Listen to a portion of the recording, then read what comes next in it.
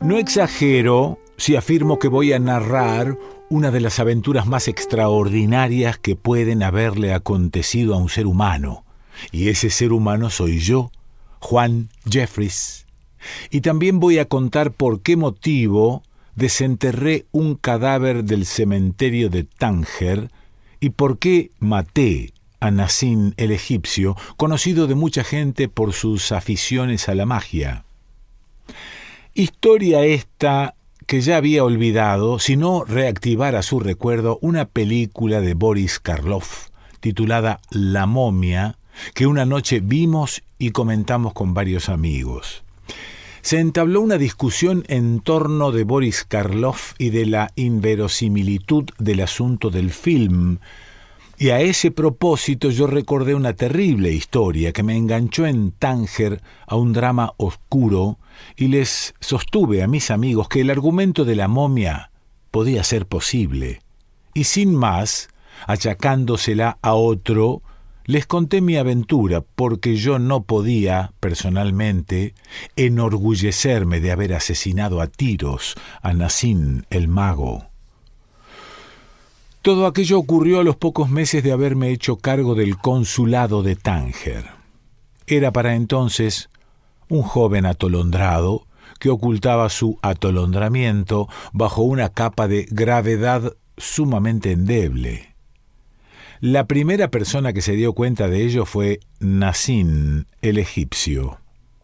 Nassim el mago vivía en la calle de los Nisiagin y mercaba hierbas medicinales y tabaco, es decir, el puesto de tabaco estaba al costado de la tienda, pero le pertenecía, así como el comercio de hierbas medicinales, atendido por un negro gigantesco, cuya estatura inquietante disimulaba en el fondo oscuro del antro una transparente cortinilla de gasa roja.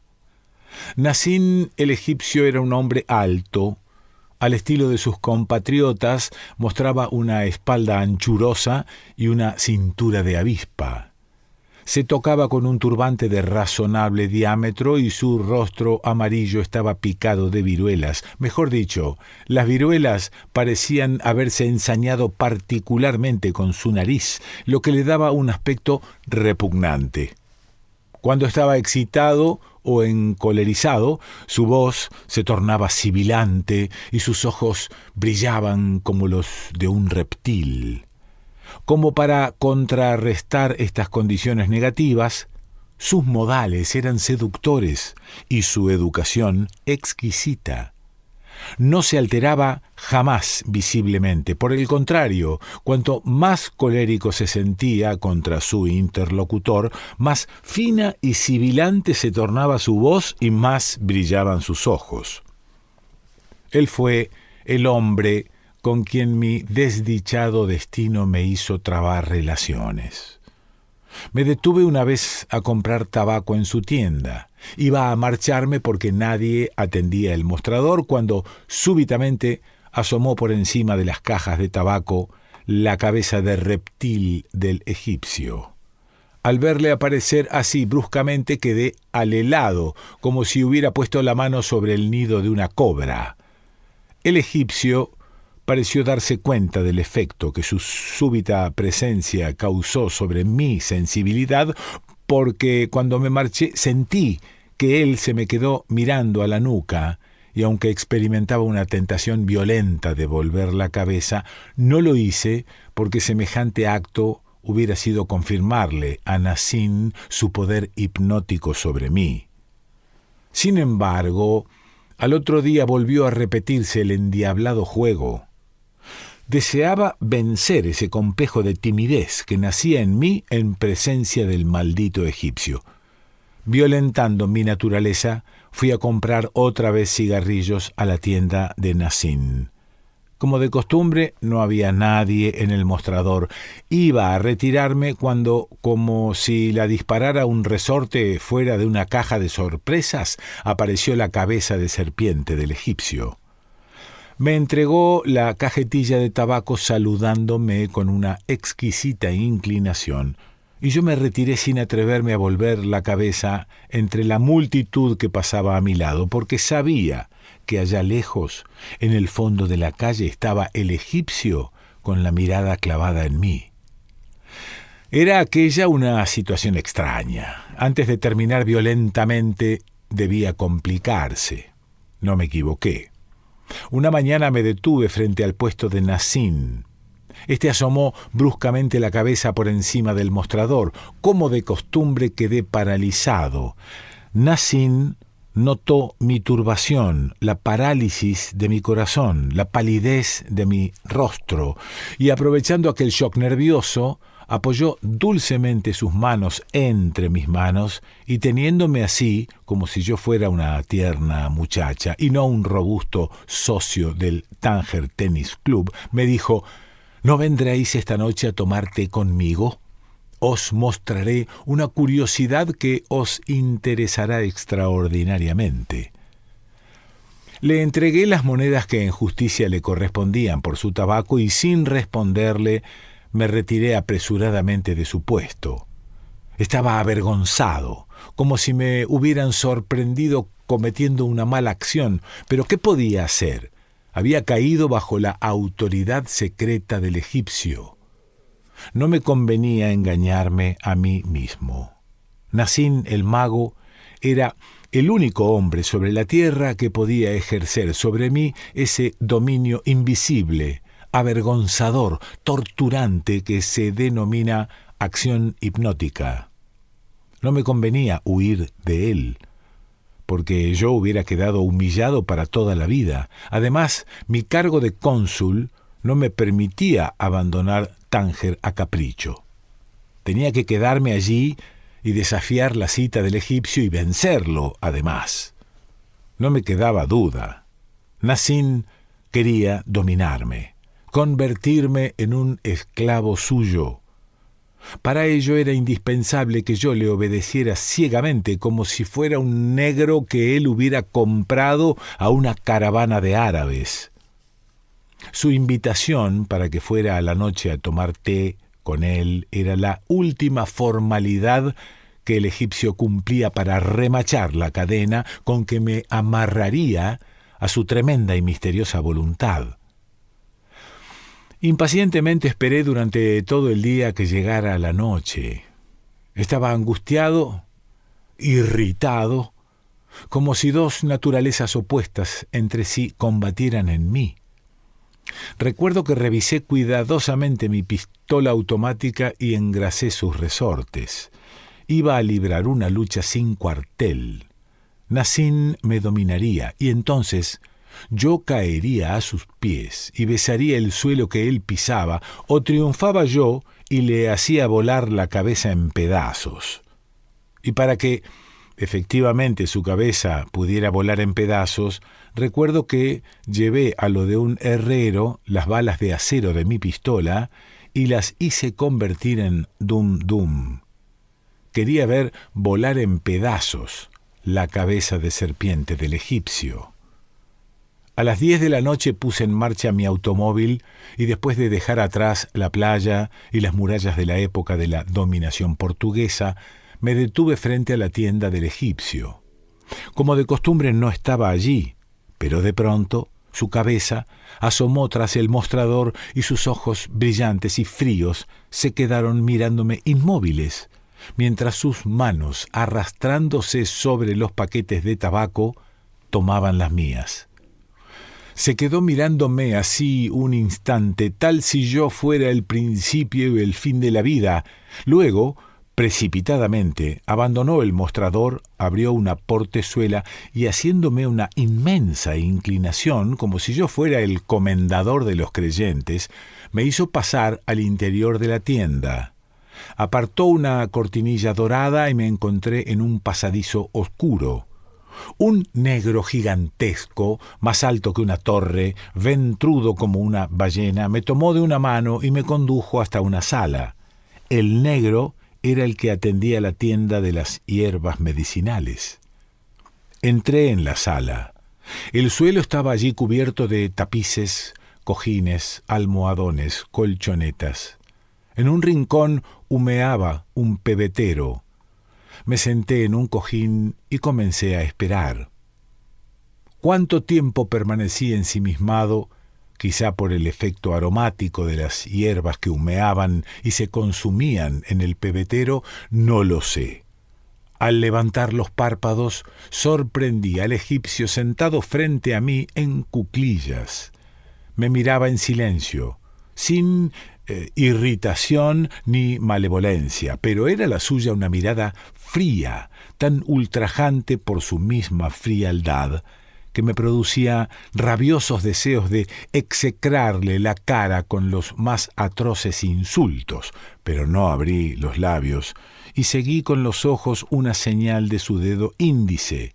Me señalaba una bola de vidrio. La bola de vidrio parecía alumbrada en su interior por un destello esférico que crecía insensiblemente a medida que se hacía más y más oscura la penumbra de la sala. Hubo un momento en que no vi más al egipcio ni a las espesas colgaduras de alrededor, sino la bola de vidrio, un vidrio que parecía plomo transparente, que se transformaba en una lámina de plata centelleante y única en la infinitud de un mundo negro. Y yo no tenía fuerzas para apartar los ojos de la bola de vidrio, hasta que de pronto tuve conciencia de que el egipcio me estaba transmitiendo un deseo claro y concreto. Ve al cementerio cristiano y tráeme el ataúd donde hoy fue sepultada una jovencita. Me puse de pie. El negro gigantesco se inclinó frente a mí al correr la cortina dorada que me permitía salir a la tabaquería. Subí a mi automóvil y, sin vacilar, me dirigí al cementerio. ¿Era una idea mía lo que yo creía un deseo de Nassim? ¿Estaba yo trastornado y atribuía al egipcio ciertas monstruosas fantasías que nacían de mí? Los procedimientos de la magia negra son, a pesar de la incredulidad de los racionalistas, procesos de sugestión y de acrecentamiento de la propia ferocidad. Los magos son hombres de una crueldad ilimitada y ejercen la magia para acrecentar en ellos la crueldad, porque la crueldad es el único goce efectivo que les es dado saborear sobre la tierra. Claro está, ningún mago puede poner en juego ni hacerse obedecer por fuerzas cósmicas. Ve al cementerio cristiano y tráeme el ataúd donde hoy fue sepultada una jovencita. ¿Era aquella una orden del mago o una sugestión nacida de mi desequilibrio? Tendría la prueba muy pronto. Encaminé mi automóvil hacia el cementerio cristiano. Era lunes, uno de los 4 días de la semana que no es fiesta en Tánger, porque el viernes es el domingo musulmán, el sábado el domingo judío y el domingo cristiano. Llegando frente al cementerio, detuve el automóvil en la parte de la muralla derribada hacía pocos días por un camión que había chocado allí. Aparté unas tablas y, tomando unas masas y un cortafrío de mi cajón de herramientas, comencé a vagar entre las tumbas. ¿Dónde estaba sepultada la jovencita? Yo no lo sabía. Caminaba al azar, hasta que de pronto sentí una voz que me murmuraba en el oído: «Aquí». Estaba frente a una bóveda cuya cancela forcé rápidamente. Derribé, valiéndome de mi masa, varias lápidas de mármol. Dejé al descubierto un ataúd. Sin vacilar, cargué el cajón fúnebre a mi espalda. Fue un milagro que no me viera nadie, porque la luna brillaba intensamente, y, agobiado como un ganapán por el peso del ataúd, salí vacilante. Lo deposité en mi automóvil y me dirigí nuevamente a casa del egipcio. Voy a interrumpir mi relato con esta pregunta. ¿Qué harían ustedes si un cliente les trajera a su casa de noche un muerto dentro de su ataúd? Estoy seguro de que lo rechazarían con gestos airados, ¿no es así? De ningún modo permitirían ustedes que el cliente se introdujera en su hogar con el cadáver del desconocido. Pues bien, cuando yo me detuve frente a la casa del mago egipcio, éste asomó a la puerta y en vez de expulsarme, me recibió atentamente. Era muy avanzada la noche y no había peligro de que nadie nos viera. Apresuradamente el egipcio abrió las hojas de la puerta y casi sin sentir sobre mí la tremenda carga del ataúd, deposité el cajón del muerto en el suelo y con un pañuelo tranquilamente me quedé enjugando el sudor de mi frente. El egipcio volvió armado de una palanca. Introdujo su cuña entre las juntas de la tapa y el cajón, y de pronto el ataúd entero crujió y la tapa saltó por los aires. Cometida esta violación, el egipcio encendió un candelabro de 3 brazos cargado de 3 cirios negros.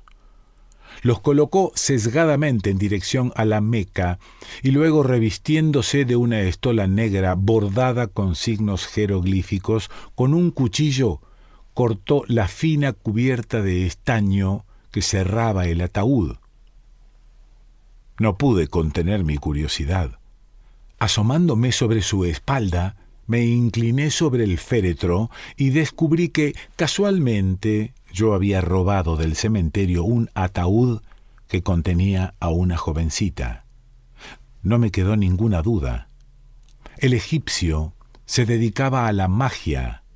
Él era quien me había ordenado mentalmente que robara un cadáver. Vacilar era perderme para siempre.